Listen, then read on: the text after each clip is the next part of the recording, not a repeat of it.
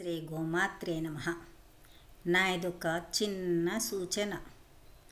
ఆదివారం తాగితే ప్రభుత్వానికి ఆదాయం, తాగి రోడ్డు మీద చిందులేస్తే పోలీసోడికి ఆదాయం, పీకల దాకా తాగితే షాపు యజమానికి ఆదాయం, ప్రమాదవశాత్తు కింద పడితే వైద్యుడికి ఆదాయం, చివరకు నీకు మిగిలేదేమిటి?